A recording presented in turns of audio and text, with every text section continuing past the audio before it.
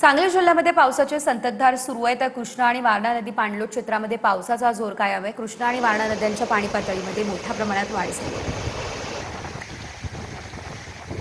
कृष्णा नदी पाणलोट क्षेत्र, कोयना धरण पाणलोट क्षेत्र आणि वारणा नदी पाणलोट क्षेत्रात सातत्यानं गेले 8 दिवस झाला मुसळधार पाऊस सुरू असल्यामुळे या ठिकाणी आपण पाहू शकतो सांगलीतील म्हैसाळेतील हा सर्वात मोठा बंधारा आता पाण्याच्या खाली गेलेला आहे। या ठिकाणी वारणा आणि कृष्णा या दोन्ही नद्यांचा संगम या ठिकाणी हरिपूर येथे होतो आणि तिथून या दोन्ही नद्या एकत्र येऊन अशा पुढे वाहत जात राहतात। या कृष्णा आणि वारणा नद्यांच्या लगत जी काही गावं आहेत त्या गावामध्ये सुद्धा पाणी शिरायला आता सुरुवात होणार आहे।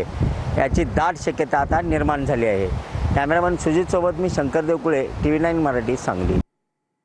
संपूर्ण रात्रीपासून नाशिक जिल्ह्यामध्ये पावसाची संततधार आहे आणि सलग दुसऱ्या दिवशी नांदूर मध्यमेश्वर धरणातून पाण्याचा विसर्ग सुरू करण्यात आलाय।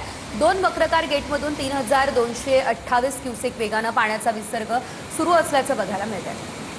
पावसाच्या पाण्याचा धरणाच्या पाणलोट क्षेत्रातील पाणी पातळीमध्ये या पावसाच्या पाण्यामुळे वाढ झालेली आहे। हा परिणाम पावसाच्या पाण्याचा दिसतोय। दुसऱ्या दिवशी देखील धरणातून विसर्ग सुरू आहे। नाशिकमध्ये मुसळधार पावसामुळे आता नांदूर मध्यमेश्वर धरणातून हा विसर्ग सुरू करण्यात आलाय। आणखी एक महत्त्वाची बातमी आपण बघूयात। मुंबई नाशिक महामार्गावरील रस्त्यांची 2 दिवसांमध्ये चाळण झालेली आहे। 2 दिवस पडलेल्या पावसामुळे आता रस्त्यांच्या कामाची पोलखोल झालेली आहे। गोंदे ते घाटण देवी मंदिरापर्यंत महामार्गावरती खड्डेच खड्डे पडले आहेत। वाहन चालवताना वाहन चालकांची मात्र चांगलीच कसरत होती आहे। मुंबईहून नाशिकला जाणारा हा रस्ता आहे आणि मुंबई ते नाशिक रस्त्याचे कशा प्रकारे चाळण झाली आहे आपण पाहू शकतो। संपूर्ण रस्त्यावर खड्डे पडले असल्याचं चित्र आपल्याला बघायला मिळत आहे आणि त्यामुळे आता या ठिकाणी केलेल्या रस्त्यांच्या कामाची पोलखोल झाली आहे।